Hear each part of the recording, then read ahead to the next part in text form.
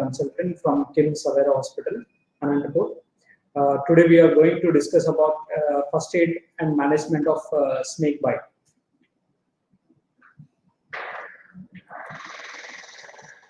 When it comes to the introduction of snake bite is an acute, life-threatening, time-limit medical emergency. It is a preventable health hazard, commonly faced in rural population during heavy rainfalls and humid climate.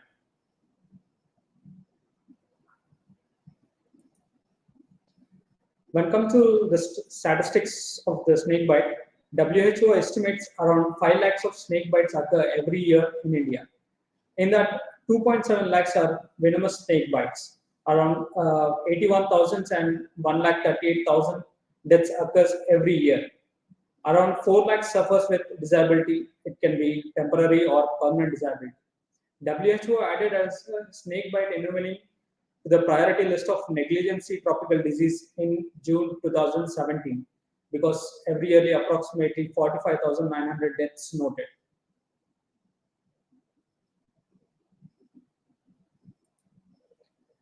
These numbers are very high and disturbing. The main reasons for getting this much high number of deaths is just due to lack of awareness, superstitious, and quackery management. Unfortunately, many people lack their access to environments and cannot afford to pay them.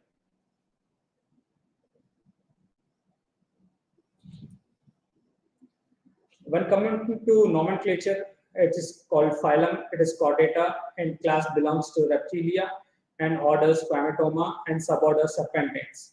When it comes to the family, it is Pelabridae, it is harmless. Epidelia, it is Cobra and Elibis, which is commonly known as king cobra, cobra, crites. And Hydrophanes, it is a sea snake. And Viperidae, it is vipers, we commonly seen as Russell vipers and pit vipers. These are the common nomenclature when it comes to. In India, there are about 216 species of snakes identifiable, in which 52 are known as poisonous. In this, Elapidae is a common cobra or king cobra or common crate, or Viperidae family, which is Russell viper, Echinus catus, which is called as saw scale or carpentine viper or pied viper. In India, around 90% of poisonous snake bites are commonest caused by this big four. It is called as common crate or Indian cobra or Russell vipers or saw-scaled viper.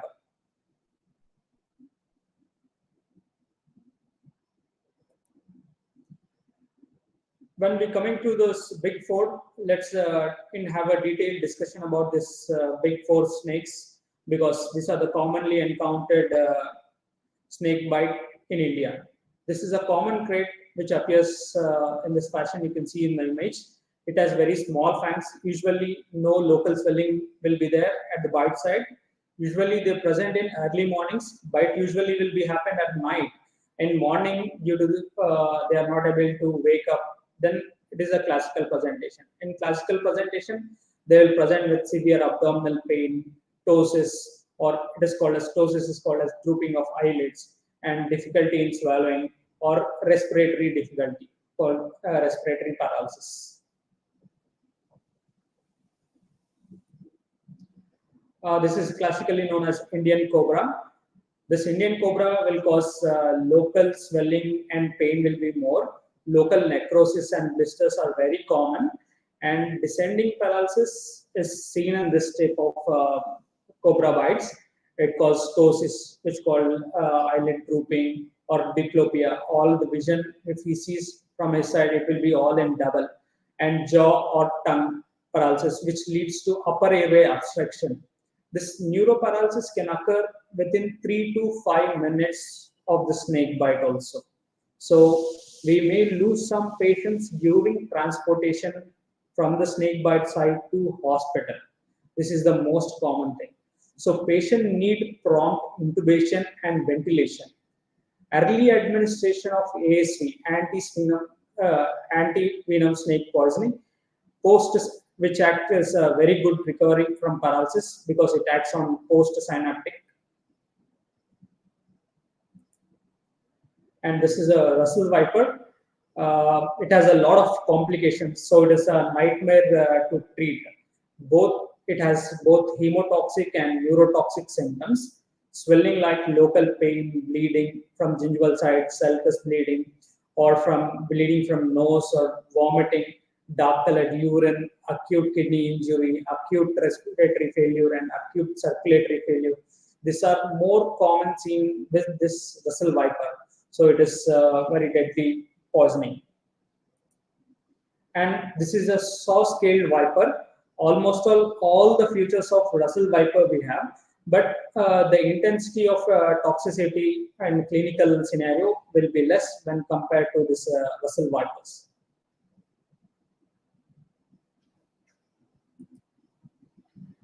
When have a simple comparison of salient features of this common bite, because we encountered with this 4 bites common in India.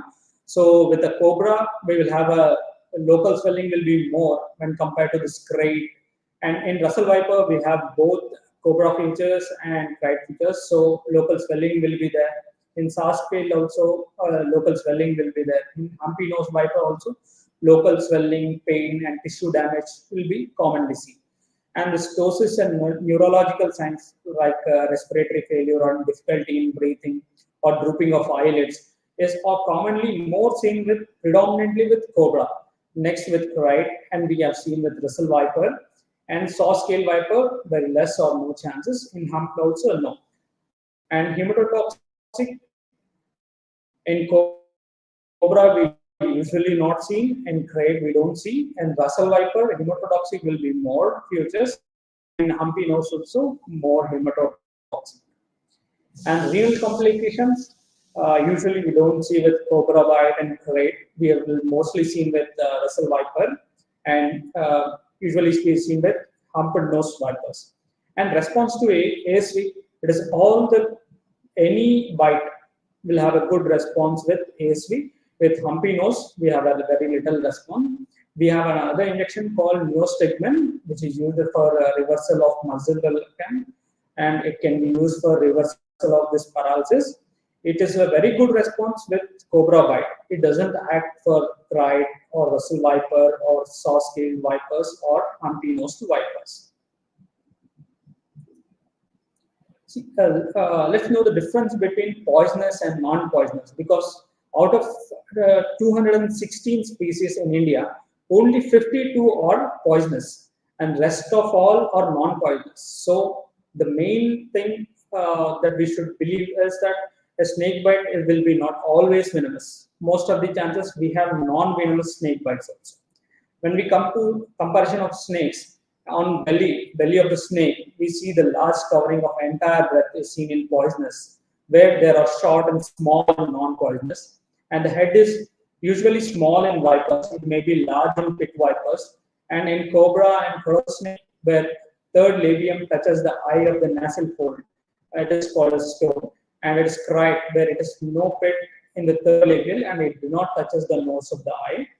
Usually they are large with expectation than the underlying of poisonous snakes. And fangs, they are hollow like hypodermic needles, and they are short and solid and non-poisonous.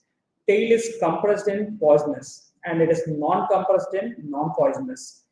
And habitat, it is usually nocturnal. The poisonous snake bites generally we encounter during nocturnal night times. And it is non-poisonous snake, we don't have a specific time. It can occur mostly of daytime also. Teeth bite marks, 2 fang marks with and without marks can be seen with the teeth marks in poisonous, whereas in non-poisonous, no fang marks, so all the teeth marks are commonly seen. We can see in further pictures.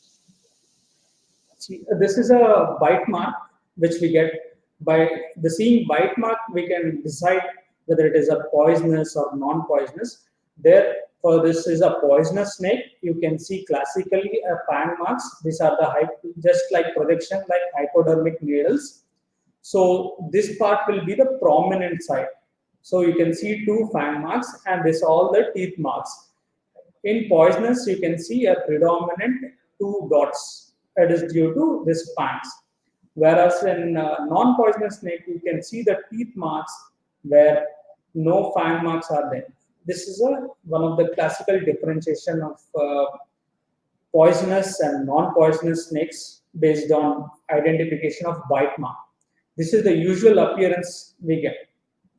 Here we can see two hypodermic needles and the small aberrations with the teeth marks. It is a venomous snake. And here we can see no fan marks. It is complete teeth marks are present and it is multiple. So most probably it is a non-poisonous snake. And this picture also you can clearly see. Okay. And when come to this venomous snake, we have different types of venomous snakes. In that, commonly we have four types of major. It is neurotoxic, cystotoxic, and hemotoxic, and myotoxic. In the snake venom, usually contain of proteins, non-protein enzymatic compound like lipids, amino acids, carbohydrates, and nucleotides, and amino acids. If we see the non-enzyme like protein inhibitors, nitrate peptides, and C-peptide, NGAL, with all these things. This all a very big list of enzymes.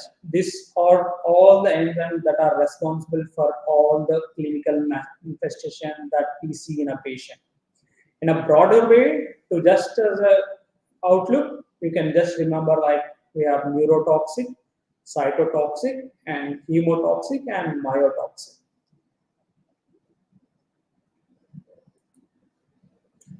Now, the name itself says that it is a neurotoxic venom. It is commonly seen with Indian cobras and krites. It attacks the nervous system, mainly include penicillin, D-dendrotoxin, alpha neurotoxins. Right?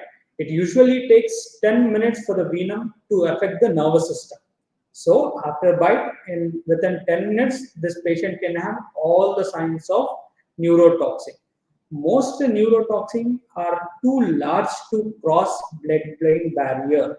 So usually patient will not become unconscious at the time of bite. Usually first they will affect the peripheral nerve system, then only to the central. Usual symptoms are breathlessness. It is due to respiratory muscle atulsus. And you can see the ptosis. This patient is not able to open his eyelids. This is called ptosis. Due to this, we have dizziness and tunneling of vision, which is called as diplopia. You can see all in number of twos. And prolonged unconsciousness. It is due to respiratory arrest and causes CO2 retention, will make him unconscious, not directly due to effect on the brain. Cytotoxic venom. The name itself says that it is a cell toxicity. It is of more of local symptoms. This venom is commonly seen in viper bites. It is mainly includes phospholipases and cardiotoxins. Due to this, it causes localized swelling, blue-black spots at the site of the bite due to limited blood flow circulation. See, you can see here all the discoloration. It is blue colored and black color. It is all just due to this phospholysine and cardiotoxin enzymes released at the local site, and it caused all the blood to stay here. This is the classical pictures we can see.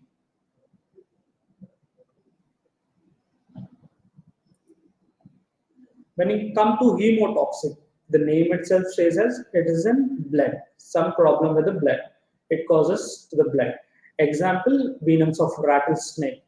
This venom causes hemolysis, which means destruction of RBCs or platelets. It causes hemolysis and induced blood coagulation dysfunction. It affects the cardiovascular system, circulatory system, and muscle tissue, that's leading to heart failure. Symptoms like lethargy, headache, nausea, vomiting, abdominal pain, and internal bleeding in brain may cause seizures. Retroperitoneal bleed causes abdominal pain, and you can see the classical picture of bleeding from gums, bleeding this scleral hemorrhage, and hematoma over the thigh, and bleeding from the lips. This all are due to hemotoxic futures.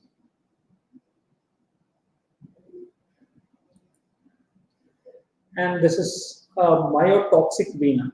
So this is a venom with commonly seen in vipers, and this venom contains peptides that destroys the muscle fiber protein, results in myonecrosis. It causes severe muscle damage.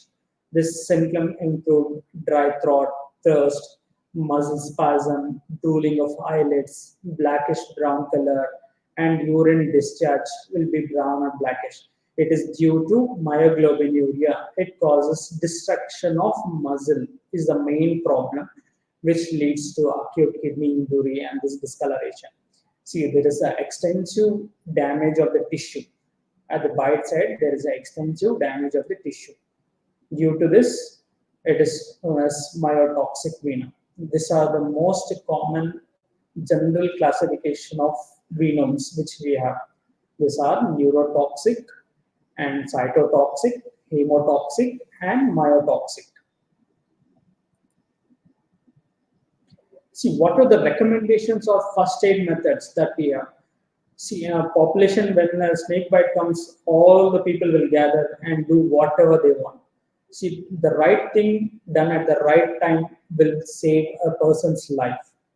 So, first of all, reassurance to the victim is most important because most of the bites are non-poisonous.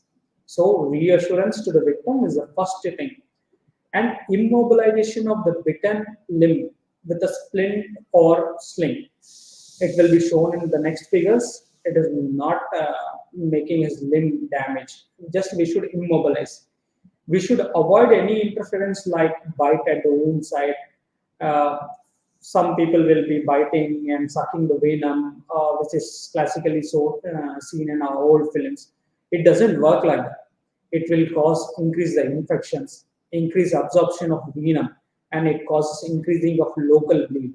So you are harming the patient more than helping him if you are doing it as a first aid method. Get to the hospital immediately. Tell your doctor if you have any symptoms. So do right things, right? Reassurance, immobilization, get to the hospital as soon as possible. Tell the doctor which of the symptoms you are. This is a method that we are showing to how to immobilize or to apply sling when you have a snake bite, right?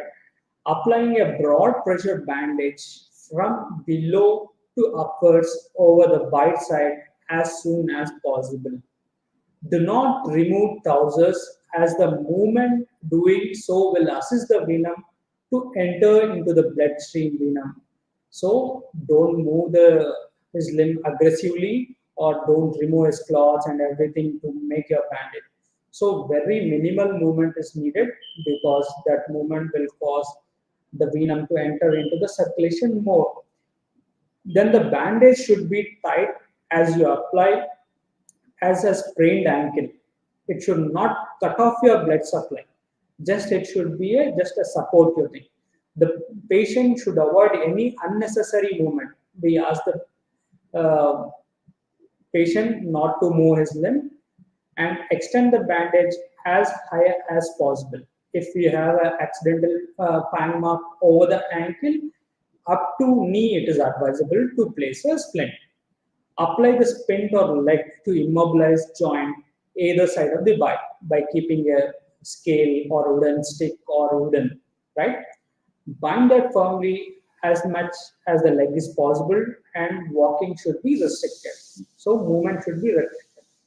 If the bite is to hands or forearm, then it should bind it and keep immobilized as shown in the picture.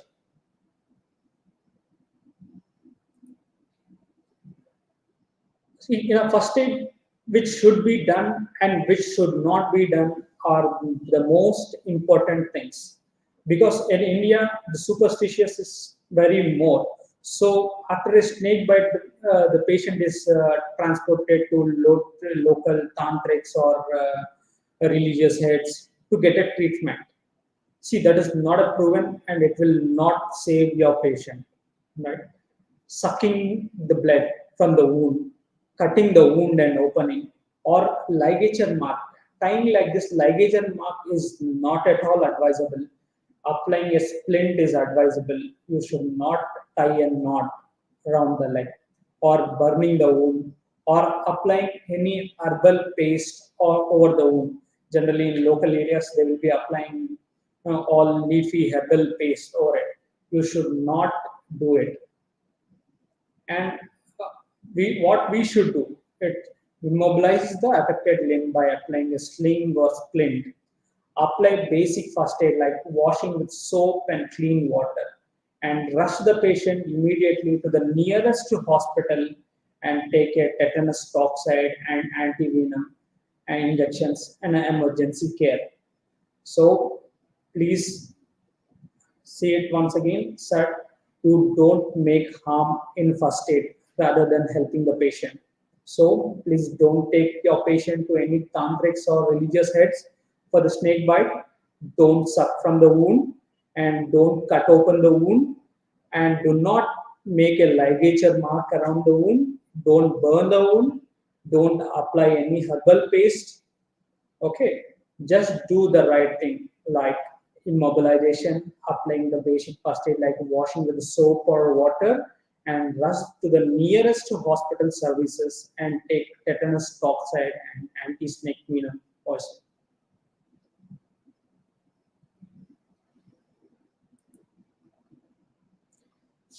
Previously, they used to apply a tie knot as shown classically in the figure.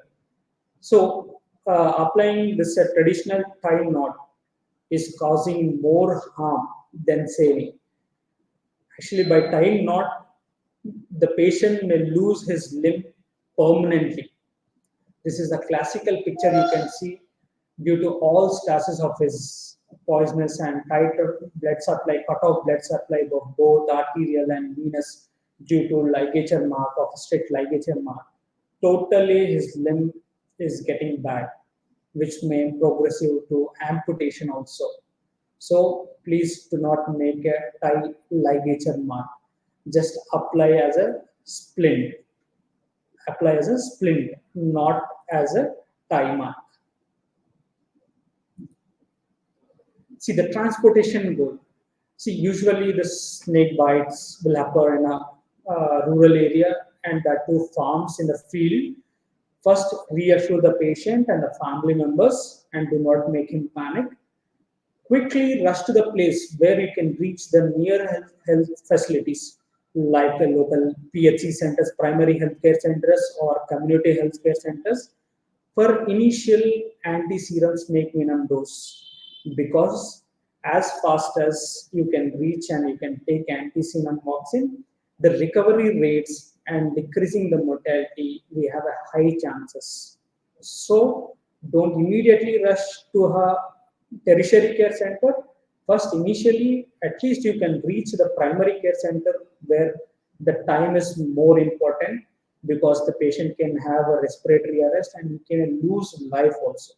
So try to quickly reach a nearest health facilities like primary healthcare centers or community healthcare centers where all anti-venomous snakes poisonings are available, and less mobilization of a bite limb during transportation. These three should be our goals of transportation: reassurance to the family, reach to the nearest center, and initiation of dose of ASV as soon as possible, and less immobilization of the bitten limb during the transportation. What does the doctors do after a snake bite? This we have many doubts, right? So first, the basic investigation that we do is whole blood clotting time. Usually our blood clots in 3 to 5 minutes, whereas in whole blood clotting time, if it is positive, then even the unknown bite, if we don't see any of the bitten snake, just we had in a field, just we have a senses of something has bitten and we didn't even see snake. If whole blood clotting time is positive, then we consider as a snake bite. And other common investigation that we do is peripheral smear, urine proteins, hemoglobinuria, and myoglobinuria. This all see to see how much muscle is getting damaged. And in a case basis, we do CT brain, USG abdomen to rule out the internal bleed. If it is bleeds in brain, the patient will lose his conscious and he will have a seizures. If he breathes in retroperitoneal, then he will have a severe abdominal pain or deranged liver function. That's we commonly see.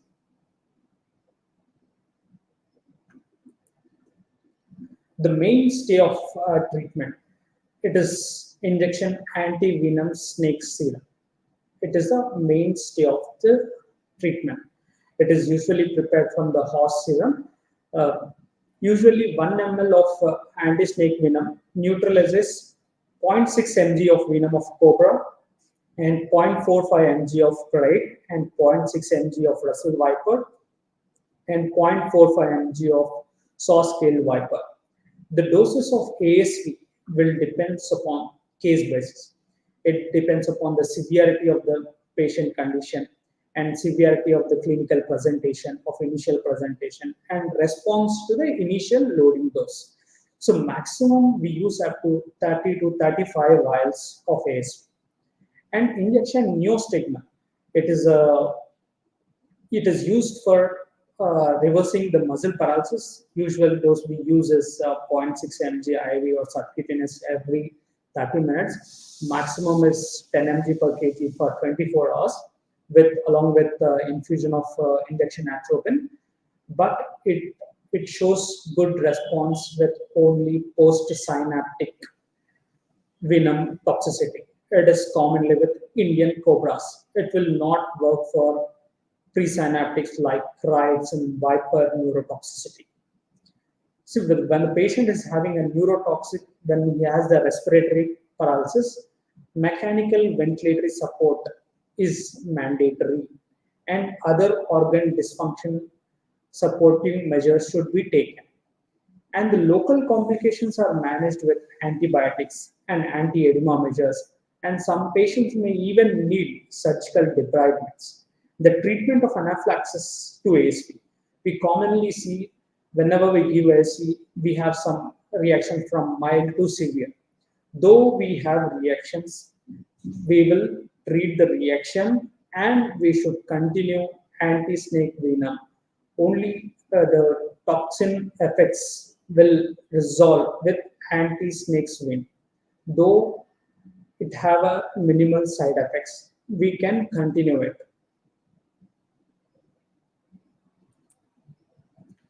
And when come to the special populations like pregnancy population and children's, see, the snake bite doesn't know whether my patient is, whichever are biters or pregnant or children. So the amount of poison or the amount entered by the bite to children or pregnant ladies will be the same as a common bee. So the dose or the clinical manifestations or the risk to the life, everything will remain as same as the normal population. In pregnancy patients, we can have, due to the stress and anxiety, they may set into preterm labor, or due to hemophagus, the blood supply to the fetus may compromise, and it may lead to a demise of the pregnant to the fetus.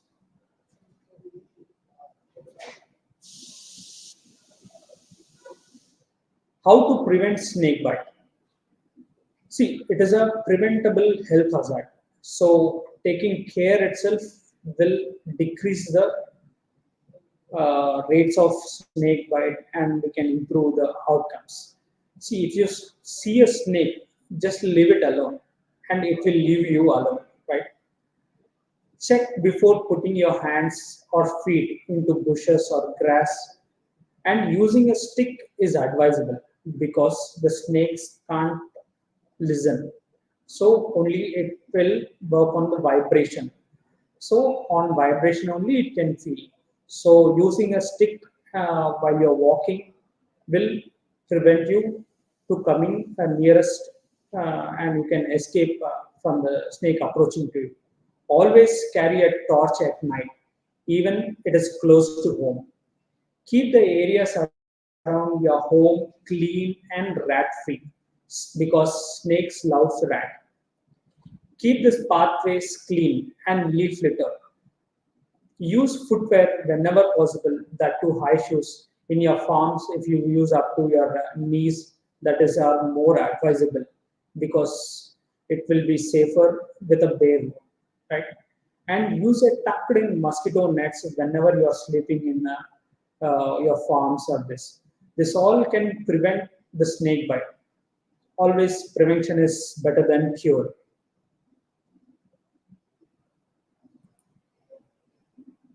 Thank you.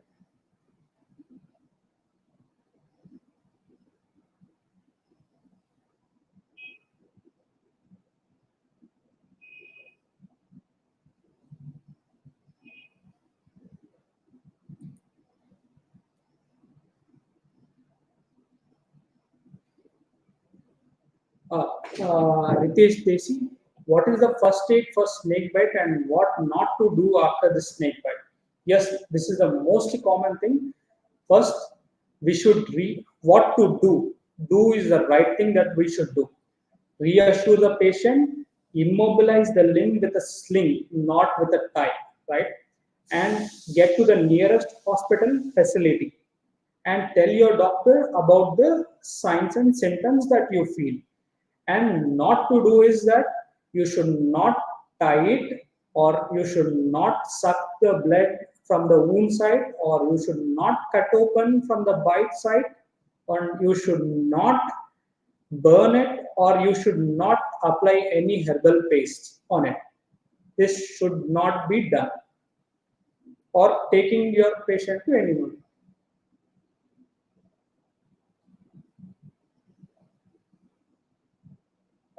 Next question is what not to eat after snake bite, and can garlic cure snake bite? See, there is no diet restriction, or this all are myths. There is no any diet restriction or no garlic or nothing can save your life. Only anti-snake venom can save the life after a snake bite.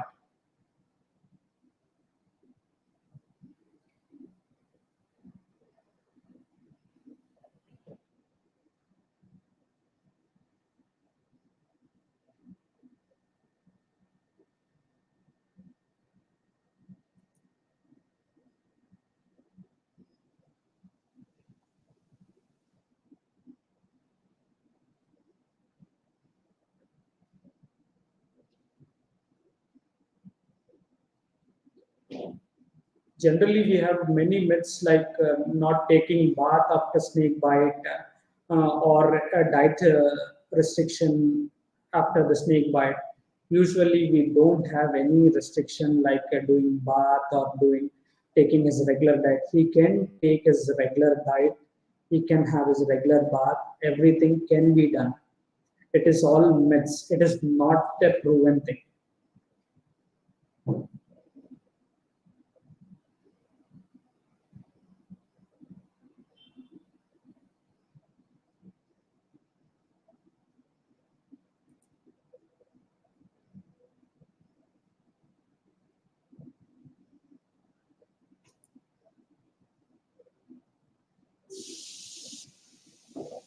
Usually we lose many young patients because initially they will be traveling to all this local tantrics and all local herbal medications. They will lose all the golden time to reach the hospital. By the time they reach the hospital, the problems with due to respiratory arrest, and they come in such a way. So early going to a minimal of primary healthcare center or community healthcare center, because nowadays in all government PHCs and CHCs we have a snake bite and poisoning. So if you reach there, the initial treatment, if you take ASV and then you reach the tertiary care center where all facilities are available, then for sure we can prevent your life from danger.